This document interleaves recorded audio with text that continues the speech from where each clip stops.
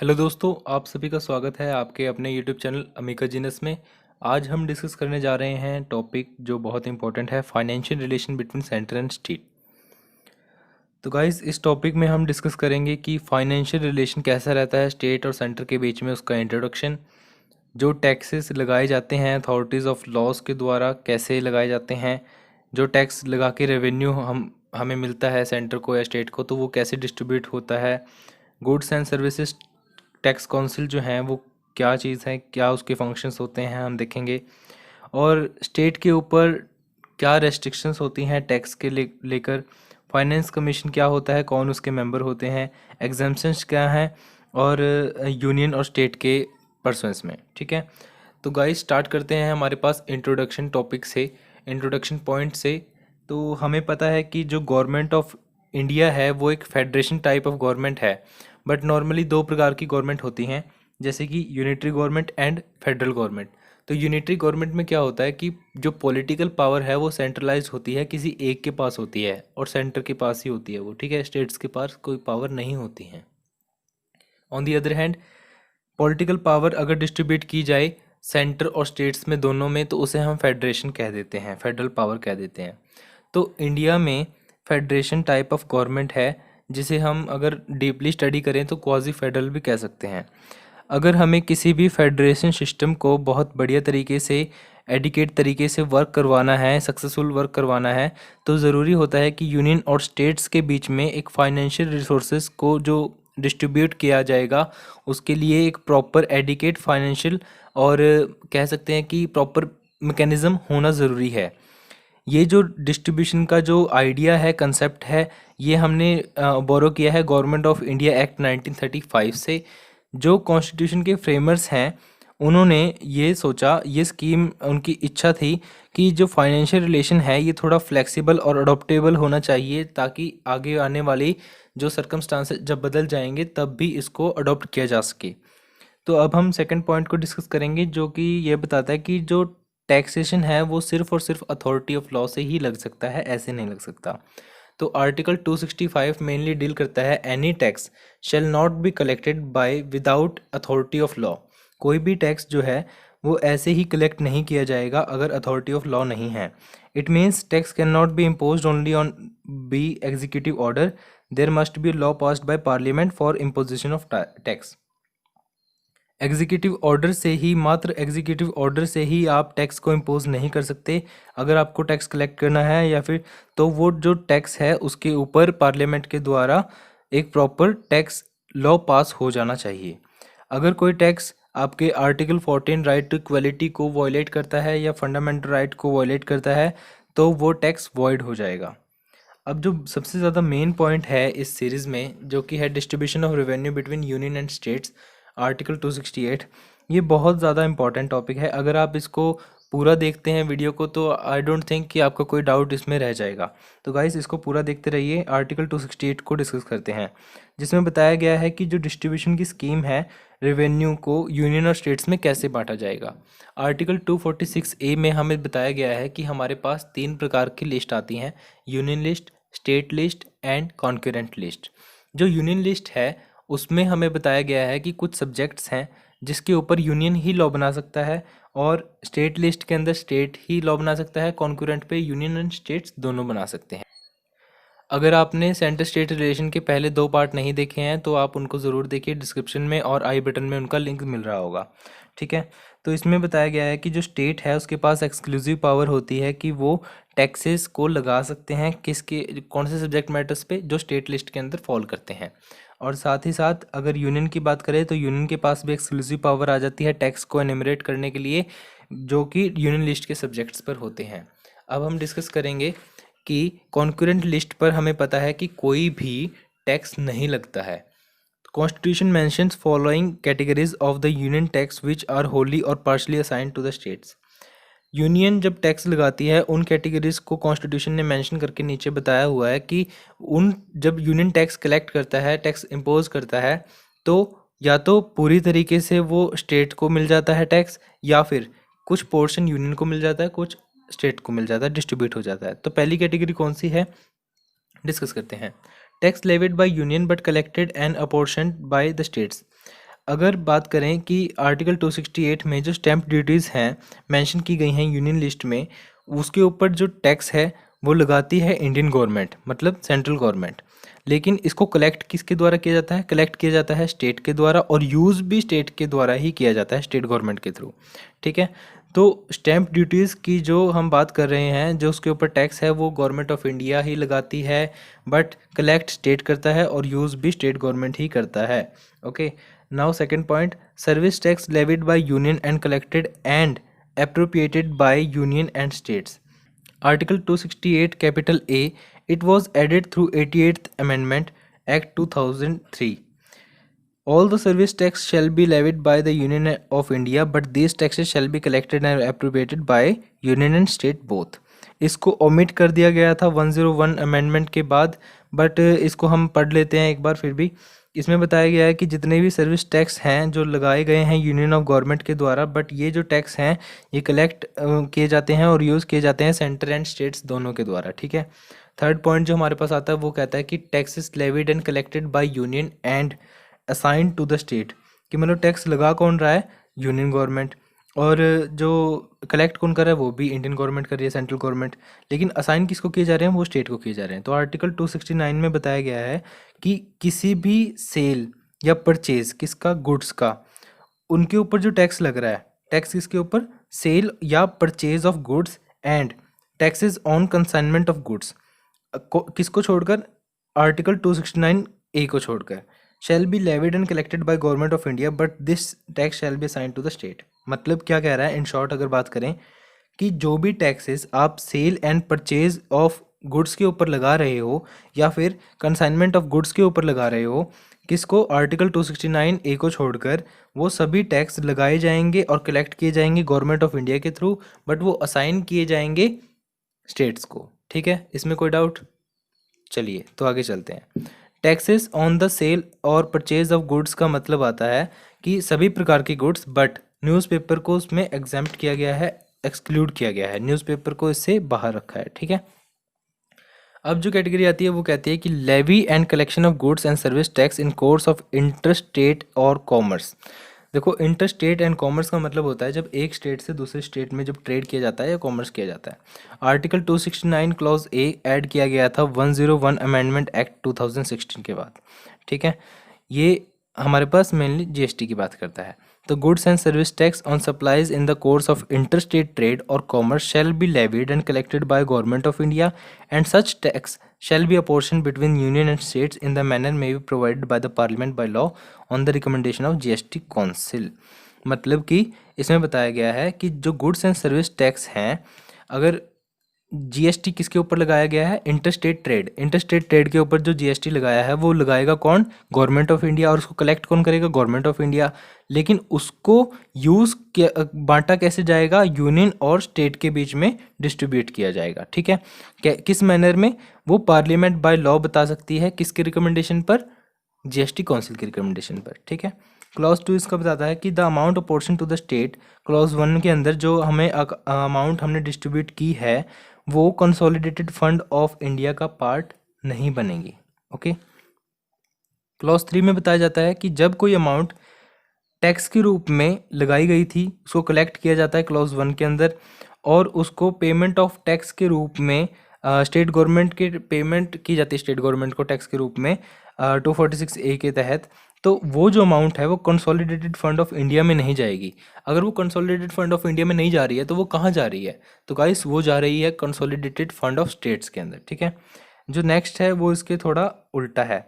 Where an amount is collected as tax, जब tax के रूप में एक अमाउंट को कलेक्ट किया जाता है जो कि स्टेट गवर्नमेंट ने आर्टिकल 246 ए के तहत लगाई थी, और इसको यूज़ किया जाता है payment of tax levied under clause 1, तो जो अमाउंट है वो कंसोलिडेटेड फंड ऑफ स्टेट नहीं जाएगी, वो बनेगी कंसोलिडेटेड फंड ऑफ इंडिया का पार्ट। ठीक है, नेक्स्ट थिंग, क्लॉज 5 क्या कहता है 269 ए का, कि parliament by law, parliament law के द्वारा फॉर्मुलेट कर सकता है प्रिंसिपल्स को, किस चीज़ को डिटरमाइन करने के लिए कि प्लेस ऑफ सप्लाई क्या है, और when a supply of goods और सर्विस और बोथ, कब ये टेक प्लेस होंगे, किस चीज़ के लिए? इंटरस्टेट ट्रेड एंड कॉमर्स की बात कर रहे हैं जब। गाइज नेक्स्ट जो हमारे पास कैटेगरी आती है वो आती है कि taxes levied and collected by union but distributed between union and states. मतलब क्या है इसका मतलब ये है सिंपल सा कि आर्टिकल 270 हमें बताता है कि कब टैक्स लगाए जाएंगे और कलेक्ट किए जाएंगे यूनियन के द्वारा, लेकिन बांटे जाएंगे यूनियन और स्टेट दोनों के बीच में।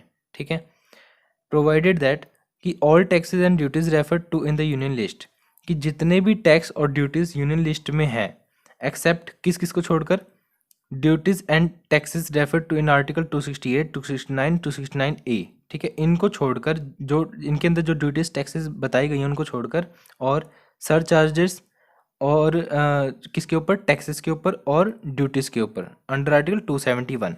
तो 271 के अंदर जो सर चार्जेस बताए गए हैं टैक्सेस के ऊपर और ड्यूटीज के ऊपर उनको छोड़कर, या फिर एनी सेस को छोड़कर, ठीक है, वो जितने भी यूनियन लिस्ट के हमारे पास टैक्सेस एंड ड्यूटीज हैं वो डिस्ट्रीब्यूट किए जाते हैं स्टेट्स एंड यूनियन के बीच में।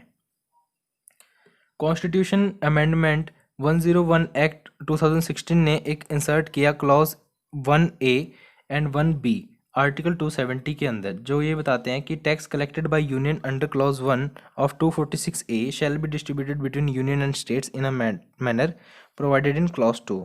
ठीक है, second thing is tax levied and collected by union under clause 2 of 246A and 269A used for the payment of tax levied by the union under clause 1 and 269A shall also be distributed by union and state। ठीक है, main सी बात यही है कि जो भी आप amount collect कर रहे हैं इन सब चीज़ों को छोड़कर, जीएसटी हो गया, 268, 269, 269A, इन चीज़ों को छोड़कर, sir charges of tax and duties को छोड़कर, सेस को छोड़कर, आप जितना भी टैक्स रेवेन्यू कलेक्ट कर रहे हैं उसको आपको डिस्ट्रीब्यूट करना पड़ेगा सेंटर और स्टेट के बीच में। ठीक है, नाउ क्लॉज 2 और क्लॉज 3 की बात कर लेते हैं 270 की, जिसमें बताया गया कि जो distribution shall be made according to the recommendation of finance commission, finance commission की रिकमेंडेशन पर डिस्ट्रीब्यूशन किया जाएगा।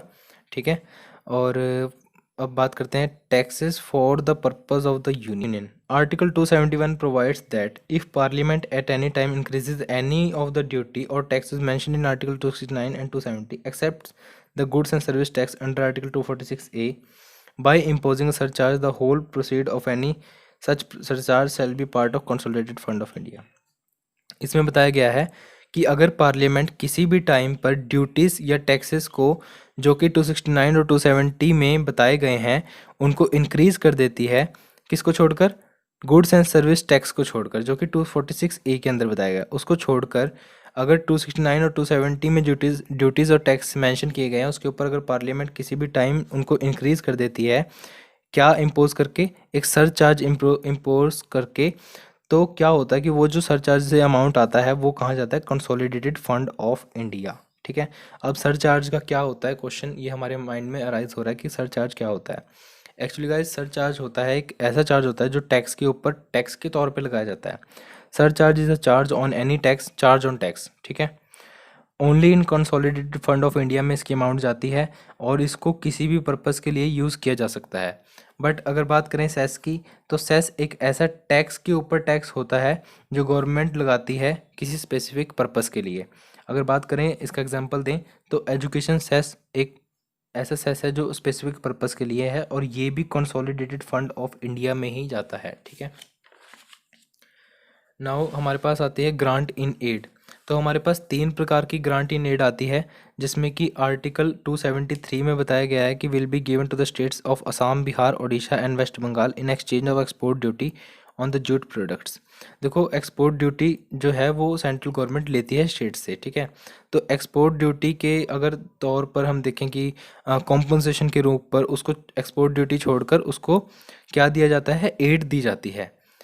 कौन कौन से स्टेट्स को, असम, बिहार, उड़ीसा एंड वेस्ट बंगाल, किसके एक्सचेंज में, एक्सपोर्ट ड्यूटी के एक्सचेंज में, किस चीज़ पर, जूट प्रोडक्ट्स पर। तो जो sum of grants are prescribed by president with consultation of finance commission, जो ग्रांट जो प्रेस्क्राइब की जाएगी वो प्रेसिडेंट के द्वारा की जाएगी, कंसल्टेशन होगा किसका, फाइनेंस कमीशन का। तो आर्टिकल 275 की बात करते हैं, जो सेकंड टाइप ऑफ ग्रांट की बात करता है। This article empowers parliament to make such grant as it may deems essential to state which are in need of financial assistance. मतलब ये आर्टिकल पार्लियामेंट को एम्पावर कर देता है कि वो ऐसी ग्रांट्स बना सकते हैं जिससे कि उनको लगे कि अगर स्टेट को ज़रूरत है फाइनेंशियल असिस्टेंस की तो वो दे सकते हैं। तो यहाँ पर क्वेश्चन अराइज होता है कि सपोज़ कीजिए कि किसी स्टेट में सेंटर की ही सरकार है, जहाँ पर जिस पार्टी की सेंटर में सरकार है उसी पार्टी की स्टेट में भी सरकार है। तो ये हो सकता है कि जो सेंटर है उस पर्टिकुलर स्टेट को उसके वेलफेयर के लिए ज़्यादा असिस्टेंस प्रोवाइड करवाए। ठीक है। The Constitution also provide for special grant given to the state which undertakes scheme of development for the purpose of promoting the welfare of scheduled tribes। जो scheduled tribes के लिए development करते हैं उसके purpose के लिए सेंट्रल जो है कॉन्स्टिट्यूशन स्पेशल ग्रांट का भी प्रावधान रखती है। आर्टिकल 282 के अंदर बताया गया है कि both the union and state make grant for any purpose even it relates to subject over which it can not makes laws. अब मान लीजिए कि ऐसी ग्रांट भी दी जा सकती हैं दोनों के द्वारा, यूनियन एंड स्टेट्स के द्वारा, ऐसे पर्पस के लिए जिसके ऊपर वो दोनों में से, मतलब जैसे यूनियन स्टेट के ऊपर लॉ नहीं बना सकता, स्टेट यूनियन के ऊपर नहीं बना सकता, लेकिन वो ग्रांट दे सकते हैं। जैसे कि सेंट्रल गवर्नमेंट अगर इस आर्टिकल में बात करें हॉस्पिटल को या फिर स्कूल को ग्रांट दे रही हैं तो वो एक इसी के अंदर आएगा, आर्टिकल 282 के अंदर। ठीक है। बात करते हैं नेक्स्ट की taxes for the purpose of state, कि जो स्टेट के पर्पस के लिए उसके ऊपर टैक्स लगाना। अब 276 और 277 आर्टिकल में ये बताया गया है कि कब वो यूनियन लिस्ट के सब्जेक्ट पर भी टैक्स बना सकते हैं। ठीक है। तो अब देखिए आप कि 276 और 277 में जो स्टेट गवर्नमेंट को ये आर्टिकल एम्पावर कर देते हैं कि वो क्या कर सकते हैं, टैक्स इम्पोज कर सकते हैं उन सब्जेक्ट्स पर जो कि यूनियन लिस्ट का पार्ट हैं। तो 276 को डिस्कस करते हैं। उसमें बताया गया है कि empowers the state to impose tax किसके ऊपर, profession, traders and employment for the benefit of the state. अगर वो बेनिफिट ऑफ स्टेट के लिए इन चीज़ों पर टैक्स लगा रहे हैं, municipalities, district boards and local authorities, ठीक है, इनके ऊपर अगर लगा रहे हैं, जबकि ये किसके सब्जेक्ट हैं, यूनियन लिस्ट के, तो कोई बात नहीं, आर्टिकल ने 276 में इसको एम्पावर कर दिया। ठीक है। अब बात करेंगे आर्टिकल 277 बताता है कि जिस सब्जेक्ट्स पर स्टेट पहले से ही लॉ बनाते आ रहे हैं, टैक्स लगाते आ रहे हैं, तो उनके ऊपर ऐसा ही लगता रहेगा जब तक पार्लियामेंट लॉ के द्वारा कॉन्ट्ररी उनको घोषित नहीं करता है, उसके ऊपर अगेंस्ट उसके लॉ नहीं बनाता है। तो गाइस जो अब मेन टॉपिक हमारे पास आ रहा है कि अगर आप यूपीएससी पीसीएस की भी तैयारी कर रहे हैं तो भी बहुत इंपॉर्टेंट टॉपिक बन जाता है यहाँ से, GST council, goods and services tax council. तो सबसे पहले जानते हैं कि गुड्स एंड सर्विसेज टैक्स क्या होता है। 279A के अंदर जो प्रेसिडेंट हैं वो within 60 days from the date of commencement of the constitution, मतलब 101 अमेंडमेंट के 2016 के बाद 60 डेज के अंदर अंदर एक क्या करेंगे, काउंसिल को कॉन्स्टिट्यूट करेंगे। ठीक है। जिसका नाम होगा goods and services tax council. अब इसमें कौन कौन होगा, इसमें होंगे एक तो चेयरपर्सन, वो कौन होंगे, यूनियन फाइनेंस मिनिस्टर। तो आपको क्या करना है गाइस, आपको फाइनेंस मिनिस्टर के नाम बताना है कि अभी प्रेजेंट फाइनेंस मिनिस्टर का नाम कौन है। कमेंट में आप मुझे बताएंगे कि फाइनेंस मिनिस्टर का क्या नाम है। ठीक है।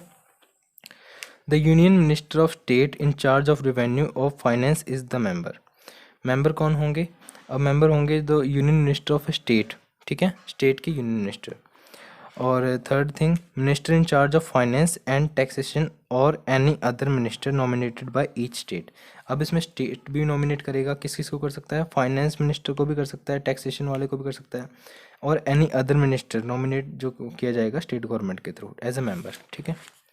अब बात करेंगे कि पावर एंड ड्यूटीज़ क्या हैं जीएसटी काउंसिल की। तो काउंसिल जो है वो डिस्क्राइब करती है वर्क एंड रिस्पॉन्सिबिलिटीज़, ठीक है, and powers of the member of GST council. GST council में वो रिकमेंड कर सकती है यूनियन एंड स्टेट को, किस बातों पर रिकमेंड कर सकती है, तो देखते हैं कि जो टैक्सेस हैं, सेस हैं, सर चार्जेस हैं, ये कहाँ कहाँ लगाने हैं। ठीक है। ये जो है जीएसटी काउंसिल का काम है रिकमेंड करने का, किसको, यूनियन को और स्टेट को। अब बात करेंगे बी पॉइंट की, the goods and service that may be subjected और एग्जेम्प्टेड फ्रॉम द जीएसटी, कि भाई किन चीज़ों के ऊपर जीएसटी लगाना है, किसको इंक्लूड करना है, किसको एक्सक्लूड करना है, ये सब जीएसटी काउंसिल की रिकमेंडेशन के साथ ही होता है। जीएसटी लॉज, प्रिंसिपल्स और levy apportionment of goods and services tax levied on supply in the course of interstate trade and commerce under Article 269A and the principles that govern the place of supply. इसके ऊपर भी आप कहेंगे कि जो GST council है उसकी recommendation होती है कि जीएसटी लॉस कैसे रहेंगे, प्रिंसिपल क्या रहेंगे, कौन सी स्लैब में हम इसको डालेंगे। ठीक है। डी पॉइंट की बात करें, threshold limits of turnover below the goods and service may be exempted from GST, कि इस टैक्स को अब मतलब इस चीज़ को, इस ऑब्जेक्ट को अब जीएसटी के अंदर रखना है, इसकी लिमिट ख़त्म करनी है, लिमिट कौन सी रखनी है, ये सब बातें जीएसटी काउंसिल रिकमेंड करती हैं। The rates including floor rates for specified period to raise additional resources during an natural calamity. देखिए बैंड रेट को, या फिर अब बात करें कि किसी टाइम पीरियड पे किसी चीज़ के ऊपर टैक्स लगा हुआ है, जीएसटी लगा रखा है, मतलब बाढ़ आ गई स्पेशल कंडीशन के अंदर, ठीक है, तो वो कब तक रहेगा, कितने टाइम पीरियड तक रहेगा नेचुरल कैलेमिटी डिजास्टर के तहत, ये सब जीएसटी काउंसिल रिकमेंड करती हैं। अरुणाचल प्रदेश, असम, जे&के, मणिपुर, मेघालय, मिजोरम, नागालैंड, सिक्किम, त्रिपुरा, हिमाचल प्रदेश एंड उत्तराखंड, ये ऐसे स्टेट हैं जो बॉर्डर से लगते हुए हों या फिर हिली एरिया के मोस्टली। ठीक है, तो इनमें इनको स्पेशल प्रोविज़न दिया गया है, किसके तहत, जीएसटी काउंसिल के तहत। ठीक है, जीएसटी काउंसिल ने रिकमेंड किया और ये रिकमेंड करते भी रहते हैं। और एनी अदर मैटर जो जीएसटी काउंसिल को लगे कि इससे बढ़िया हो सकता है, इसके अंदर मान लीजिए कोई ऐसा ऑब्जेक्ट अभी रह गया जिसके ऊपर जीएसटी नहीं है, उसको ऐड करना हो, तो वो भी जीएसटी काउंसिल किसी मैटर के तहत कर सकते हैं। जीएसटी काउंसिल रिकमेंड कर सकते हैं date for GST levied and petroleum, crude, high speed diesel, motor spirit, natural gas and aviation turbine fuel, कि आप किस तारीख को जीएसटी लगाएंगे इन चीज़ों पर, पेट्रोलियम, क्रूड पे, उनके लिए डेट भी रिकमेंड कर सकती है। ठीक है। थर्ड पॉइंट जो हम डिस्कस करेंगे कि the goods and service tax council shall establish a mechanism to adjudicate and dispute. अगर डिस्प्यूट अराइज हो जाता है गवर्नमेंट ऑफ इंडिया के बीच में या फिर वन और मोर स्टेट्स, ठीक है, मतलब गवर्नमेंट ऑफ इंडिया एक जगह है और एक या एक से ज़्यादा स्टेट एक जगह है, गवर्नमेंट ऑफ इंडिया एक जगह है या फिर any state or state on the other side and one or more other state on the other side. ठीक है, बात करेंगे कि बिटवीन टू और मोर स्टेट्स या फिर टू और मोर स्टेट्स के बीच में अगर डिस्प्यूट राइज हो जाता है तो उसको एडजुडिकेट करने का भी काम goods and service tax council करती है। मीटिंग की बात करें तो goods and service tax council में जो मीटिंग है वो प्रोसीजरल एक तौर पर माना जाता है। ठीक है, इसके लिए इनको एक कोरम फॉलो करना पड़ता है, कोरम बनता है इनका। ठीक है, अब बात करेंगे कि वोटिंग क्या होती है। तो वोटिंग के जो भी इनका डिसीजन होता है जीएसटी काउंसिल का, वो वोटिंग के थ्रू ही लिया जाता है। ठीक है, वोटिंग किसके थ्रू होती है, 3/4 of member present and voting. ठीक है, 3/4 मेंबर होने ही चाहिए वहाँ पर। The votes of central government shall have weightage of 1/3। Central government की 1/3 वोट की वेटेज होती है और स्टेट गवर्नमेंट की 2/3 की होती है, total of the vote casting including for state. ठीक है, इन मीटिंग इन स्टेट। तो गाइस अब डिस्कस करते हैं कि restriction on states taxing power, कि स्टेट के ऊपर कब रेस्ट्रिक्शन लग जाती है कि वो टैक्स नहीं लगा सकते। तो देखिए यूनियन जैसे टैक्स लगाती है किसी सप्लाई ऑफ गुड्स के ऊपर, सर्विसेज के ऊपर या फिर दोनों, तो वैसे ही स्टेट भी लगा सकती है, लेकिन एक्सेप्ट न्यूज़पेपर। ठीक है, आर्टिकल 286 में बताया गया है कि जो स्टेट है वो किस आउटसाइड स्टेट के ऊपर टैक्स नहीं लगा सकती, या फिर इंपोर्ट या एक्सपोर्ट किसका, गुड्स का या सर्विसेज का, कहाँ से, इंडिया की टेरिटरी से। ठीक है, यही इंडिया की टेरिटरी के अंदर, इसके ऊपर टैक्स नहीं लगा सकती है। आर्ट 286 में बताया गया है कि जो पार्लियामेंट है उनके पास ये पावर है कि वो लॉ के द्वारा प्रिंसिपल्स को डिटरमाइन करने के लिए कि कब एक सप्लाई ऑफ गुड या सर्विस या फिर दोनों को इंडिया से स्टेट की टेरिटरी से बाहर करना है या फिर उसको इंपोर्ट एक्सपोर्ट करवाना है इंडिया की टेरिटरी से, ये कर सकते हैं। अब बात करते हैं फाइनेंस कमीशन की। Finance commission next important topic है जीएसटी काउंसिल के बाद। आर्टिकल 280 के अंदर बताया गया है, provides for the establishment of finance commission the president shall within 2 year, कब, किसके, for the commencement of the constitution shall constitute a finance commission. ठीक है, कॉन्स्टिट्यूशन के बनने के 2 साल के बाद ही प्रेसिडेंट को फाइनेंस कमीशन बनाना था। Finance commission shell consist a chairman, कौन होंगे उसके अंदर, चेयरमैन होंगे एक तो, एंड 4 अदर मेंबर्स, देखो 4 है ये, 40 नहीं है, 4 other members appointed by president, और उनको अपॉइंट भी प्रेसिडेंट ही करेंगे। पार्लियामेंट शैल प्रोवाइड क्वालिफिकेशन, पार्लियामेंट उनके लिए क्वालिफिकेशन तैयार करेंगे कि मेंबर्स जो कमीशन के होंगे। ठीक है, क्वालिफिकेशंस की अगर बात करें या फिर सिलेक्शन की बात करें तो chairman of commission shall be selected from the person who had experience in the public affair, जिसके पास पब्लिक अफेयर का एक्सपीरियंस होगा उसको चेयरमैन इस फाइनेंस कमीशन का घोषित किया जा सकता है। ठीक है। जो अदर 4 मेंबर्स हैं उनको कैसे किया जाएगा, वो क्वालिफाइड होने चाहिए, या तो वो जज हों एक्टिंग, या फिर रिटायर हों, या फिर वो एज ए क्वालिफाइड हों जज ऑफ द किसके, हाई कोर्ट के। ठीक है। या फिर नेक्स्ट मेंबर की बात करते हैं क्वालिफिकेशन की, स्पेशल नॉलेज होनी चाहिए उनके पास फाइनेंस से रिलेटेड एंड अकाउंट से रिलेटेड, किसके, गवर्नमेंट ऑफ इंडिया के रिलेटेड। ठीक है। वाइड एक्सपीरियंस होना चाहिए फाइनेंशियल मैटर में, एडमिनिस्ट्रेशन मैटर में। ठीक है। स्पेशल नॉलेज हो इकोनॉमिक्स में। ठीक है जी, ये क्वालिफिकेशंस हो जाती हैं। The member of commission shall hold office for the period fixed by the president, मतलब इनकी कोई टेन्योर ऐसे फिक्स्ड नहीं है, प्रेसिडेंट जब तक चाहें इनके फिक्स कर सकते हैं पीरियड, टाइम पीरियड। ठीक है। ड्यूटीज़ क्या रह जाती हैं फाइनेंस कमीशन की, तो वो भी डिस्कस कर लेते हैं। It shall be duty of the finance commission to make recommendation to the president relating to the following matters. किस किस के ऊपर, distribution of tax proceed between centre and state. Finance commission किस चीज़ के ऊपर रिकमेंडेशन देते हैं, क्या उसकी ड्यूटी होती है, उनकी ड्यूटी होती है रिकमेंडेशन करने की प्रेसिडेंट को, किस मैटर से, कि टैक्स को हम कैसे डिस्ट्रीब्यूट करेंगे सेंटर और स्टेट के बीच में। ठीक है। या फिर principal to grant in aid to state from consolidated fund of India, की जो ग्रांट दे रहे हैं कंसोलिडेटेड फंड ऑफ इंडिया से वो कैसे दी जाएंगी। Measures needed to develop the panchayat resources, कि पंचायत रिसोर्सेज को कैसे हम डेवलप कर सकते हैं, उसके लिए क्या मेयर लेने पड़ेंगे। Measures needed to develop the municipalities resources, जैसे पंचायत की है वैसे म्यूनसिपैलिटीज रिसोर्सेज को कैसे डेवलप कर सकते हैं, ये उसकी ड्यूटीज़ होती हैं फाइनेंस कमीशन की। ठीक है। Article 281, president shall laid every recommendation made by the finance commission before each house of the parliament within memorandum. एक राइटिंग नोट के साथ प्रेसिडेंट जो हैं वो रिकमेंडेशन पेश करते हैं पार्लियामेंट के दोनों हाउस मतलब लोकसभा एंड राज्यसभा। ठीक है। ठीक है जी। अब बात करते हैं कि exemption of union property from state taxation, मतलब यूनियन की प्रॉपर्टी पे अब स्टेट जो है वो टैक्स नहीं लगा सकते हैं। आर्टिकल 285 प्रोवाइड क्या करते हैं, it imposes the restriction on the state. देखो रेस्ट्रिक्शन हमने स्टेट पे पहले ही पढ़ी थी, लेकिन ये कुछ और है। Impose restriction on state to tax property of the union, कि यूनियन की प्रॉपर्टी के ऊपर आप टैक्स नहीं लगा सकते हैं। ठीक है। प्रॉपर्टी के अंदर किस प्रकार की प्रॉपर्टी आएगी, प्रॉपर्टी के अंदर मूवेबल भी आ सकती है, इमूवेबल भी हो सकती है। और ये कब तक टैक्स नहीं लगा सकते, जब तक पार्लियामेंट लॉ के द्वारा ऐसा कुछ इसके मतलब कॉन्ट्ररी इसके ना बनाए कि आप लगा सकते हो, ऐसा कुछ ना कहे। ठीक है।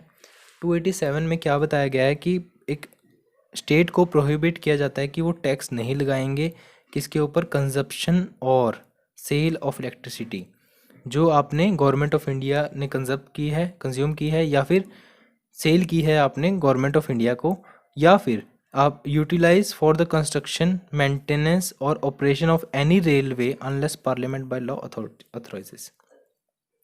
अब जो रेलवे है वो तो सेंटर की प्रॉपर्टी है। ठीक है। लेकिन आती तो स्टेट के अंदर से है, तो उसके ऊपर उसके कंस्ट्रक्शन के लिए, उसके मेंटेनेंस के लिए, उसके ऑपरेशन के लिए जो भी आप इलेक्ट्रिसिटी दे रहे हो उसके ऊपर आप टैक्स नहीं इम्पोज कर सकते। ठीक है। ये प्रोहिबिट करता है कौन, 287 आर्टिकल। अगर बात करते हैं एग्जाम्पशन ऑफ स्टेट प्रॉपर्टी और इनकम फ्रॉम यूनियन टैक्सेशन, कि अब यूनियन नहीं टैक्स लगा सकता स्टेट की प्रॉपर्टी पे, वो कब कब हो सकता है, 289 एग्जाम्प्ट करता है property and income of a state from union taxation. अब यूनियन नहीं लगा सकता किसके ऊपर, प्रॉपर्टी एंड इनकम के ऊपर। इम्यूनिटी जो है ये किस चीज़ को दी गई है, सिर्फ और सिर्फ प्रॉपर्टी एंड इनकम को दी गई है ऑफ ए स्टेट को, कि यूनियन टैक्स नहीं लगाएगा उसके ऊपर। बट यूनियन का जो इनडायरेक्ट टैक्स होता है वो इससे छूटा नहीं है, जैसे कि duties of custom and excise, वो तो लगाएगा ही लगाएगा। ठीक है। आर्टिकल 285 की बात करते हैं, centre's property is exempted from all states taxes whether it is used for commercial purpose or governmental purpose, but under article 289। अभी हमने बात की थी ना 285 की। ठीक है। उसमें वो बताया कि कैसी भी प्रॉपर्टी हो आप उसके ऊपर वो टैक्स नहीं लगा सकते हो। ठीक है। लेकिन 289 में एक एक्सेप्शन है, such an exception is not available, ऐसा नहीं है। जो यूनियन है वो स्टेट की प्रॉपर्टी पे चाहे तो टैक्स लगा सकता है। ठीक है। ये होता है हमारा टॉपिक इसके बाद कंप्लीट। तो गाइज़ इसी के साथ हमने टॉपिक किया हमारा कंप्लीट, और अगर आपको लेक्चर अच्छा लगे तो आप सब्सक्राइब कर सकते हैं लाइक कर सकते हैं, शेयर कर सकते हैं। और गाइस साथ ही साथ जो मैंने कमेंट क्वेश्चन पूछा है वो कमेंट में ज़रूर बताना, ठीक है। Thank you.